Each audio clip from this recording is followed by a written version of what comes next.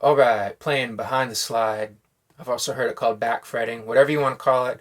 Got a slide on one finger. I've got it on my pinky. I think ring finger probably could work. But got it on my pinky, and then we're using another finger behind it to play a note that's not being impacted by the slide. So we're going to keep this short and sweet, just talk about this one little movement.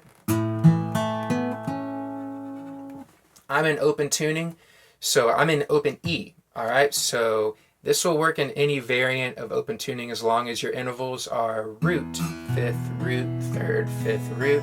So if you're in open D, which if you're playing an acoustic or a resonator, it probably is, then this, if you want to play the same notes as me, you just move everything up to the 5th fret. So instead of frets 5 and 3 like we'll be doing, 5, 5, 5, 3, 5, you'll be on 7. 7 and 5, all right? So let's get right down to it. First of all, talk about the kind of slide. You can use any slide as long as it's long enough to go across certain strings. Ideally all 6 strings, so you can do full 6-string chords. I've got this Jim Dunlop Eric Sardinas Preachin' Pipe. This thing is really sweet. It's got the slight curve to it, which helps with a radius neck. The slight curve helps it come into strong contact with all 6 strings, which diminishes some of the buzzing and rattling you can get from a straight slide. So for this, we're only going to use 4 strings, all right?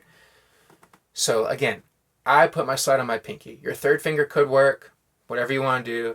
I'm going to assume you have a little bit of slide knowledge as we go into this, but even if you don't, go for it. We're pretty much just keeping it in one position, so it's no crazy movement.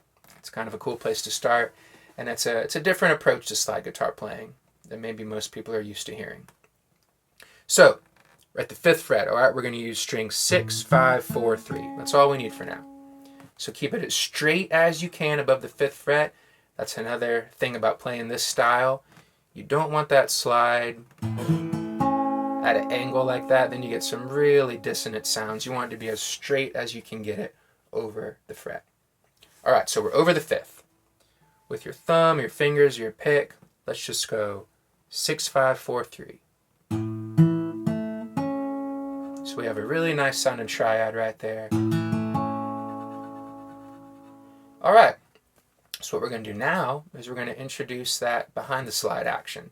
Okay, so we're going to keep our slide there, up at the 5th fret, right on top of it. Not pressing it down, just resting on the strings.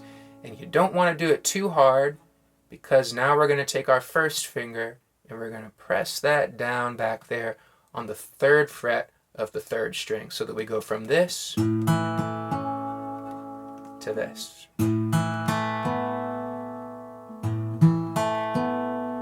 And it's a really nice suspended 2nd chord.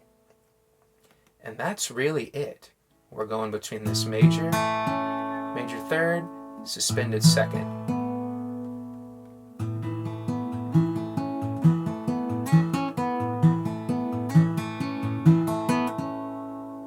All kinds of things you can do with it, but for starters, just starting with that suspended 2nd, 5, 5, 5, 3rd fret with your finger, and then 5, 5, 5, 5 with the slide. Now, of course, you can do this in any position. This is a movable shape. We're not using any open strings. So let's do this in a 1, 4, 5 pattern, like I was doing in that intro. Now up to the 10th fret. Now up to the 12th fret.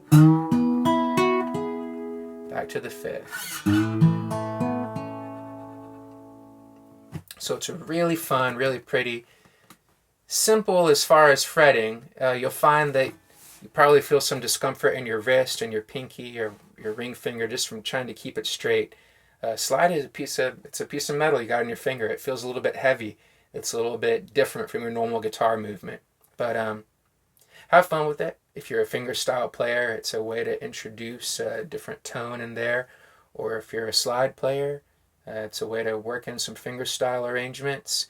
And if you've never played a slide before, give it a shot. I love this style of playing. Y'all have fun with it. Thanks for watching.